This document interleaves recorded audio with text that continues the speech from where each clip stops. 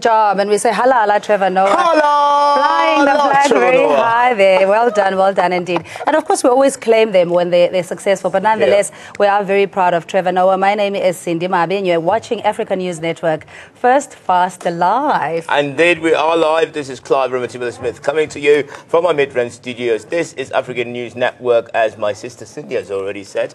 And let's take a look at that story then. The EFF has condemned National Assembly Speaker Mbete for authorising a danger pay allowance for Parliament security officers.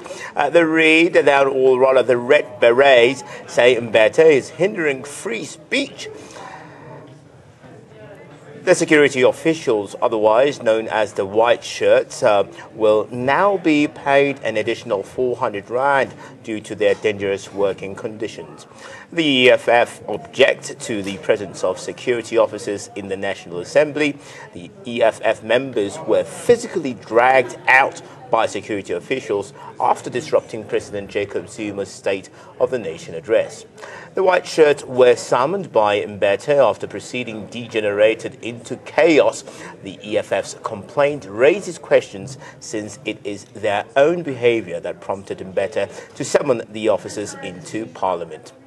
The key question is whether the EFF should be allowed to wear their hard hats, makarapas as they're popularly known, which they sometimes use as weapons. EFF says speech can no longer be considered to be free in Parliament. Parliament is willing to do everything to suppress free speech, paying that people to remove MPs creates legitimate basis for fear, and there is more freedom of speech outside Parliament than actually in the inside. The EFF's complaint raises the following questions. 1. Is EFF abusing free speech to cause chaos in Parliament? Secondly, should Parliament ban EFF from wearing dangerous hard hats or makarapas? Or does security officers' work qualify for a danger pay allowance? Fourth, we want to know, does Parliament have adequate measures to prevent disruptions at all?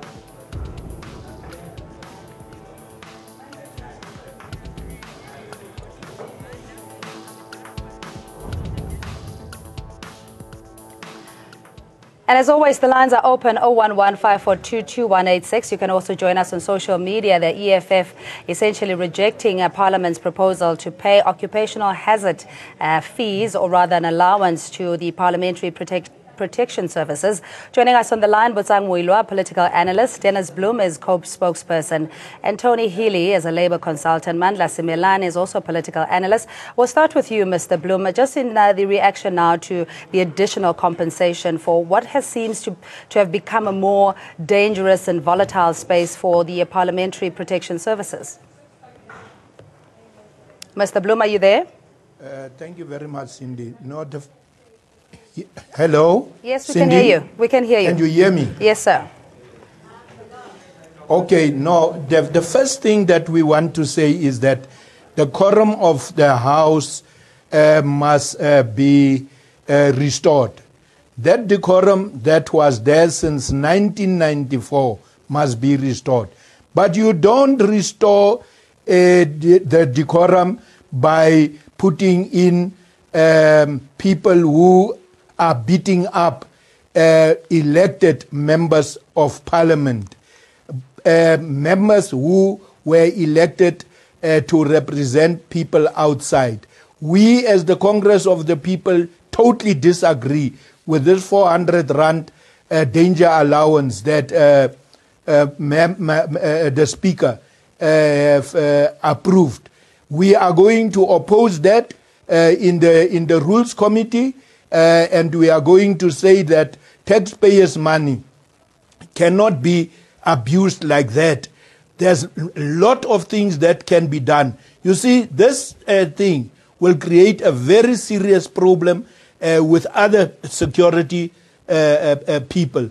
They will also demand 400 rand danger allowance. There's a lot of people working there as security people. Now, if all of them once the 400 demands the 400 rand, it will create a very serious problem. But not only that, That is totally unacceptable, that people must be hired to beat up members of parliament. It is not correct. Yeah, Mr. Bloom, just on that point, as you're saying that every elected member has the privilege, or rather the right of protection within the assembly, but when it happens that the House essentially is held to ransom and the order of the day cannot proceed because of disruptive behavior, clearly everything else seemingly hasn't worked. What do you propose should happen to disruptive MPs?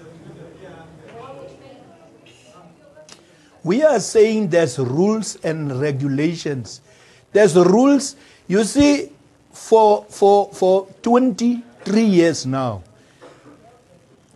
there's rules that have governed that place. What happened to those rules? Is it the EFF that have suddenly come in and disrupt that rules and what? It shows very clear that the Speaker of Parliament can't run that place properly. That is the problem. It's not bringing in bouncers there to come and hit people. With your introduction, I heard about this thing of the makarapas. That is not a dangerous weapon. That is a protective weapon. If they want to ban that, they must also ban then the bottles of water, because in that scuffles, bottles of water are also being thrown around. Now, you don't address a problem with another problem. This 400 rand will create more and more problems. Hey, listen. There's rules you implement the rules. Finish. Thank you very much, Mr. Bloom. We have with us live here in studio Mr. Busang Muhila, and he seemingly, probably you agree with the fact that makarapas are not a safe haven, as it were, according to Mr. Bloom. And you've got a bottle of water, so I'm very worried that you don't use it otherwise. But is it justifiable? Is it justifiable to ask for 400 rand extra as a high-risk maintenance type of fee to allow for our Parliamentary Protection Unit to at least take the kind of risk that they do? Because, I mean, honestly, makarapas, we've seen, and in some of our vigils there, they can be used in a bit of a violent way. Well, good evening, Clive. Good evening, Cindy. Good evening to the you. viewers. Welcome. And Mr. Bloom. For a change, I agree with Cope. You know, me and Mr. Bloom differ on many aspects, but I don't think it's unreasonable. There's three phases and aspects to this matter.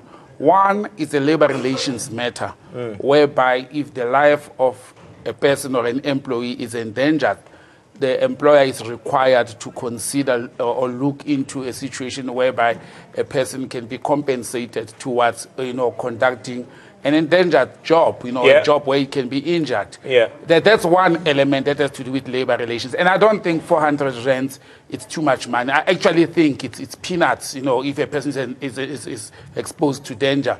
But let's look at the other two elements. The next element is, do we or are we supposed to have bouncers or the so-called Parliamentary Protection Services that is, exposed to danger of being hit with weapons like bottles of water, as Clive is saying, or makarapa in this instance? We are not supposed to. People have talked about the decorum of Parliament, and it's not supposed to be the case. We know that all over the world, it does happen that scuffles ensues in Parliament. People hit each other with fists and all. But that's normal. It happens in a normal working place that people get angry, agitated, they're not supposed to, and slap another one. Now, your last point was, is makarapa a dangerous weapon? I agree with Mr. Bloom. It is supposed to be a protective tool, not a dangerous weapon. But it can be used. And anything else in Parliament, the microphones, the laptops, bottles of water, anything else can be used as a weapon in order to attack anybody that is threatening your life. Especially in a volatile and provocative environment, as we've seen in Parliament. We have a caller, Bongane. Good evening to you, calling us from Nelson Mandela Bay. Welcome. Bongane, hello. Are you there? All right, let's go. Oh, hi, Bongane. Hello, Cindy. Yes, good evening. I think the problem, Cindy, is with Mbete. I don't think there's a problem with EFF, but the problem is the way Mbete is conducting his abusing powers in the parliament. Because every time when EFF are raising genuine points, he always resort to calling the security. And there's no way that the EFF cannot protect themselves when they are being attacked by those security guards or the police, because it seems there's an agenda by Speaker Mbete and the ANC to always attack EFF when they are raising genuine issues. I don't think it's a problem wearing makaraba, because remember, those people are sent by they are there to represent the workers, the securities, the teachers, and so to wear makaraba it's not the weapon, you know. Yeah, but to use it in retaliation, Bongani, we have seen that. But I do agree with you that you know, the speaker obviously in herself, you know, there's different ways or better ways of dealing with conflict in Parliament. Absolutely, and we're also joined by Deldik, who's phoning us from Rustenburg, City there. Deldik, top of the evening to you, Squire. Yeah, good evening. How are you, man? I'm very good, brother. How are you doing?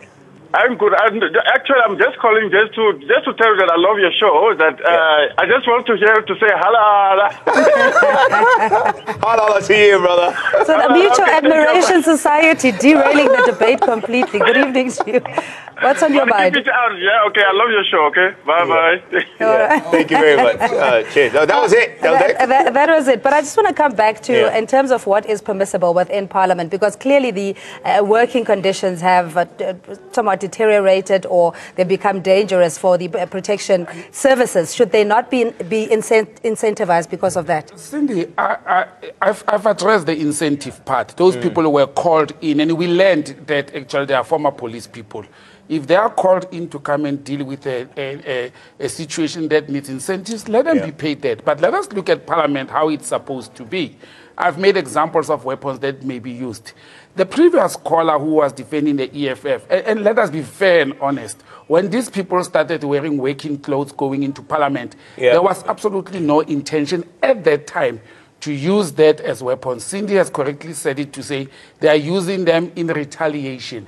Now, I wouldn't blame this on Mbete only, because it has happened under other chairpersons in Parliament. It has happened under the Deputy Speaker as well. What we should be looking at and thinking is, you know, trying to ban Makarapa in Parliament and all other things. They will use any other thing after. That's not the solution. But for security, for security, Makarapa can be deemed something like a dangerous weapon. And perhaps maybe Mr. Tony Healy, who's the Labour consultant, can help here. Tony, top of the evening to you, Squire. Good evening, class. Let's talk about what this 400 Rand means. Does it mean that the risk of working in Parliament has increased to such an extent that there needs to be extra pay for parliamentary police to make sure that they are actually protected themselves? Things like makarapas have been used in the past, water bottles we've seen, as you can see in our visuals. What does Parliament have to do to make sure that things go orderly? Well, look, Clive, I can probably comment more appropriately in terms of the labour law aspects of this development. And I must say I was very surprised when I heard of this. You know, typically danger pay is reserved for vocations where there is a threat to life. So you'll find typically the SAPS receives so-called danger pay, soldiers receive danger pay, miners receive danger pay. And as much as the security personnel may cop the odd slap as they're removing whoever from Parliament, their life is not in danger. So it's really is a peculiar development that this danger pay, for want of a better description, is being paid to security personnel when ordinarily our law doesn't envisage so-called danger pay for these kinds of vocations and these sorts of circumstances. Yeah, but Tony, does the danger pay depend on your deployment? I mean, they're still part of the security cluster, as it were, and policemen at that, and as and when required will be utilised in Parliament. Is it unreasonable to ask for danger pay then? Well, I think it is, Cindy, because these are, I'll tell you why, because as much as these folk may be exposed to some sort of potential injury, their life is not in danger. We have other legislation which covers employees for these kinds of injuries. You know, if you look at the visuals, they are, you know, all kinds of emotions come to mind, and some of it is humorous and some of it's much less humorous. But their lives are not in danger. And in the event that somebody does cop a slap or a cut or a graze, we have other legislation that kicks into play in those kinds of eventualities. And really, it's only in circumstances where one's life is in danger, typically the danger pay is paid. All right, just stay on the line, Tony. We have a caller, Saint, in the Northern Cape. Good evening to you. Welcome. Good evening, Cindy. I was just asking because of we have a constitutional court or a constitution in our country, but the parliamentarians should show us how to respect the laws. Now the parliament became a circus. Whenever you need to make sense of what's going on and about our needs, how do people debate about the needs that we have, they keep on fighting. And there was a woman that was kicked. Now, if COPE says that danger pay cannot be paid to people who are serving, and those people who need to protect others, who are rightfully and justifiably at the parliament to represent the people of the country. But now if you are working, and by working, people decide to destabilize the situation and end up kicking you like the way that the woman was kicked.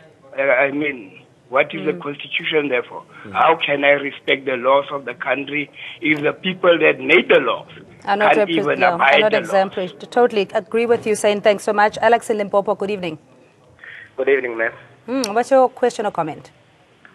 No, I think the hooligans of the EFF have created a hostile environment in our parliament. If you have observed very well, since 2014, the parliament is no longer a safe place. The EFF MPs are likely to endanger the lives of other MPs. That is my worry. All right, Alex, thanks for your call. We have another caller. Sorry, your name escapes me. Good evening to you. All right, we lost that caller. So let's just go back. I mean, ordinarily, I think Tony and I maybe are not speaking of the same page. If you are part of the security cluster as per defined by the Constitution, Section 199, and your colleagues in other departments, if you will, the SAPS get a 400 Rand danger pay just because you deployed in Parliament, does that not create a legitimate expectation that you would have the danger pay? Tony, maybe you can pick this one up. Cindy, I don't think so. And the reason for that is if you look at SAPS, and I'm sure you'd agree with me, policemen and women are exposed to, especially in our country, unfortunately, a crime to the extent that their lives are placed in danger. And that undoubtedly and objectively warrants the payment of danger pay. And the same would apply to a soldier. But in these circumstances, you know, these are security personnel. It's an inherent requirement of their job that they're exposed to these kinds of circumstances. Their jobs are not, their lives rather, are not remotely placed in danger. So I think that's where one typically, in terms of labor law, typically draws the line. If your life is potentially placed in danger, then you most certainly do qualify for danger pay. But when the most that you can possibly expect is a slap or half a bottle of water in a plastic bottle crossing your path, that's not what objectively and internationally we would refer to as the kind of conduct that places your life at risk and therefore justifies the payment of danger pay. Mr. Bloom, we don't mean to be to spoil it, but it sounds like there are conflicting views with regards to this particular 400 pay. Can we just go back to the basics? I mean, I can hear the constitutionality of the whole matter, but let's talk about the 400 Rand. These guys are doing the work. They are in the midst of things, and they've been increased. Whether it be justifiable in terms of them getting this pay on an annual basis because the work has become much higher of a risk for them, can we just say, yes, it's fine to pay them 400 Rand, a little bit extra, or is it just a no-go area? Why, Clive, tell me, why must we have security inside Parliament? Because why? The situation let me show you. The situation is no longer safe for MPs to be there. It was never safe. Yes, with heightened emotions especially. I want to tell you, I want to tell you about Johnny De Lange and Manny Schoeman, a fist fight. There was a KO in Parliament. Frini Junwala was the speaker. There was no such a thing of bringing in police. I was there inside the chamber. There was not a single police person who came in to rescue the situation. It was us as members of Parliament with Frini Junwala. She have never called in security personnel. It is the attitude, it is the approach that the speaker, Baleka, is having. Baleka is partisan. Baleka don't want to hear anything about the EFF. That's why there is chaos there in Parliament. I'm saying, if they want to ban Makarapas, they must also ban Fist, because Johnny De Lange KO'd Manny Schoeman. That is a problem that will be solved by cool heads and not by bringing in 400 rand to beat up EFF, to drag their balls and all that. Oh, wow. So can we just declare a ceasefire there? It's becoming very PG rated.